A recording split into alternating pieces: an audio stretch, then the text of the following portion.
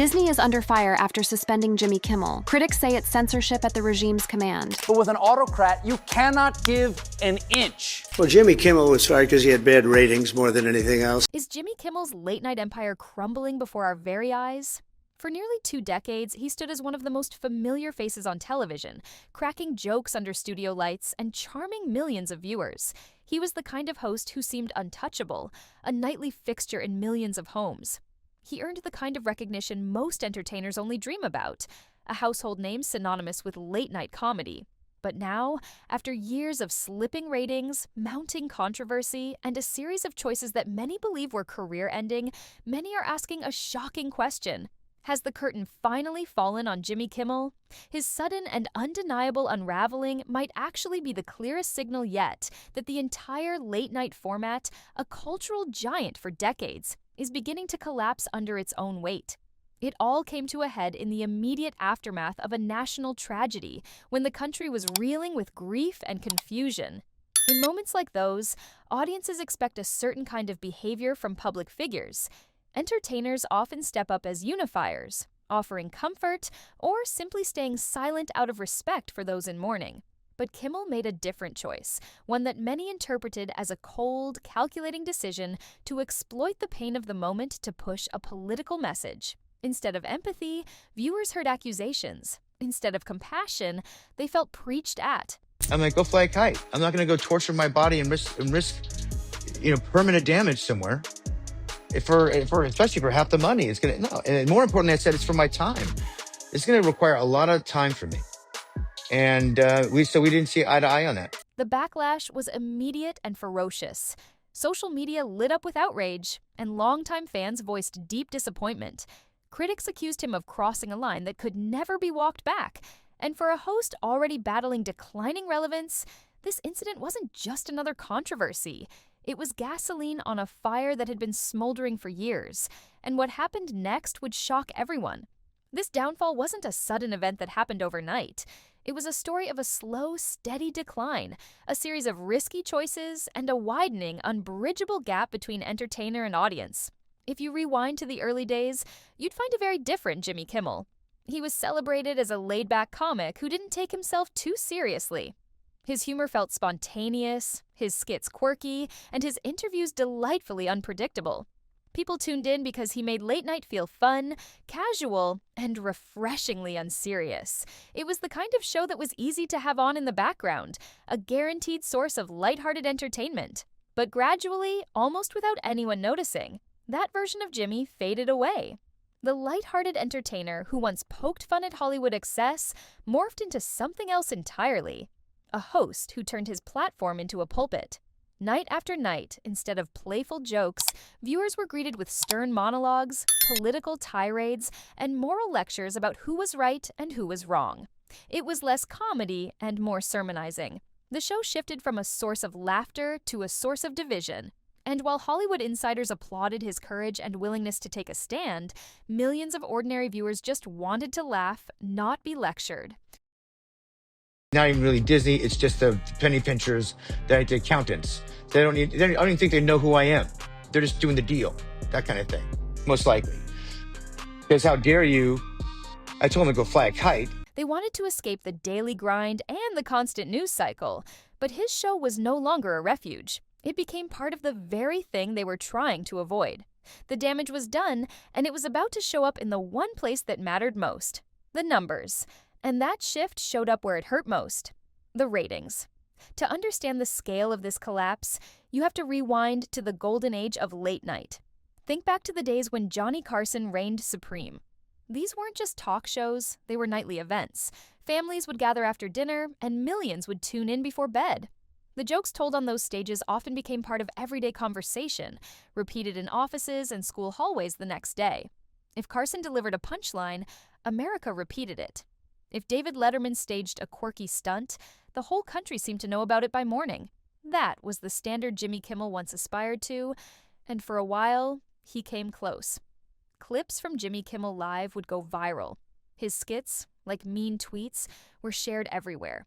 His goofy persona made him feel approachable, like the kind of guy you'd actually want to grab a beer with. But somewhere along the line, that connection broke. Instead of being a source of laughter that united people, his show started to feel like homework. Heavy-handed monologues dressed as comedy, predictable punchlines aimed in the same direction, and an energy that felt more like watching cable news than watching a comedian at play.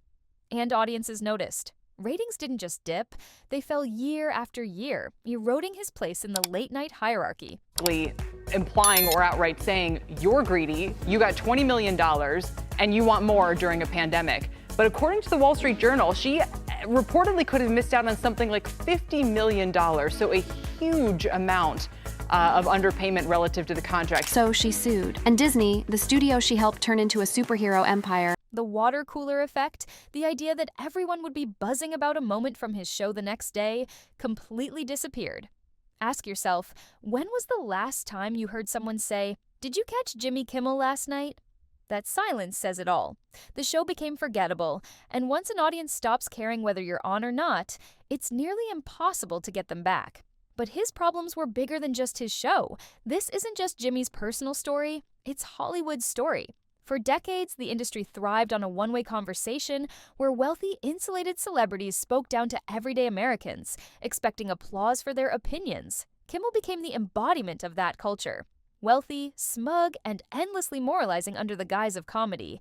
But his fall proves that even the strongest shields eventually break. Today's audiences don't want to be scolded by millionaires pretending to be moral guides. They want laughter, authenticity, and entertainment that doesn't come with a lecture. They've found more authentic voices in podcasts, YouTube shows, and comedians who connect directly with fans. Compared to those fresher formats, Kimmel's style felt dated, stiff, and painfully out of touch. Late-night TV used to bring people together. Now it divides them. And Kimmel's collapse might be the loudest alarm yet that this entire model of entertainment is collapsing under its own weight. Will we maybe see a Deadpool 4? Oh, God, no. I had absolutely no input into what happened. I was heartbroken. I'm not actually making a joke at all. It's sad not to be back with the band, but I'm sure they're going to do something incredible, and I'm sure it's going to be that much harder when it comes out and you feel like you weren't invited to the party. And I'm really happy that no one else will have to deal with Because how dare you? I told him to go fly a kite.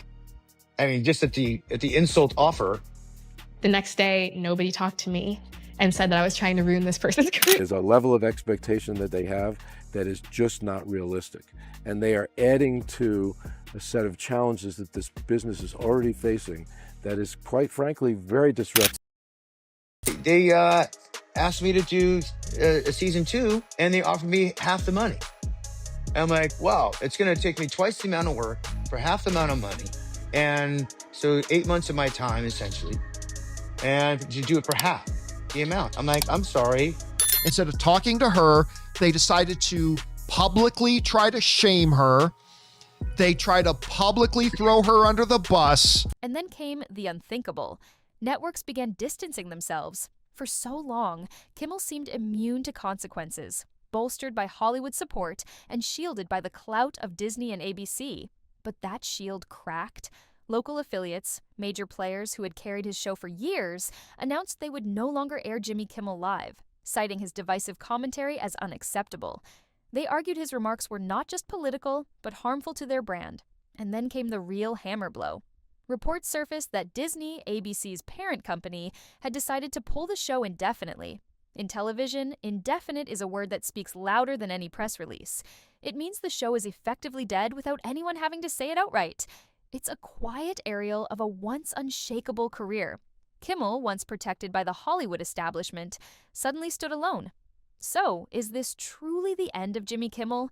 At this point, his show sits in limbo. His name is trending not because of jokes or memorable bits, but because of controversy and backlash. For once, he isn't the one holding others accountable. He's the one under the microscope.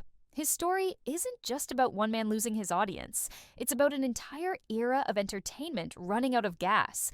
Viewers are sending a clear message. If you can't respect the audience, if you can't deliver laughter without a lecture, then we won't watch. Period. This is about Hollywood finally being held accountable by the very people it used to control. And perhaps, just maybe, this is the turning point when late night finally returns to what it was meant to be all along. Fun, lighthearted, and truly entertaining. If the curtain really is falling on Jimmy Kimmel, then this isn't just the end of a career. It's the closing of a chapter in television history. And the question we should all be asking is, what comes next? So, as the curtain falls on this chapter of late-night history, the biggest question isn't about what Jimmy Kimmel does next, but what this means for all of us. Did we, as an audience, finally send a message to Hollywood? A message that we're tired of being lectured, that we just want to be entertained, and that we're willing to walk away from the biggest names if they don't respect us? It's a powerful idea, and it's at the heart of every story we tell here on Buzz Talk. We're not just here to report the news, we're here to uncover the truth behind the headlines and reveal the real stories that change industries and shape our culture. If you're ready to look past the surface and join the conversation everyone's talking about, make sure to hit that subscribe button. And for your next mind-blowing story, click on the video you see on your screen now. You won't believe what we found.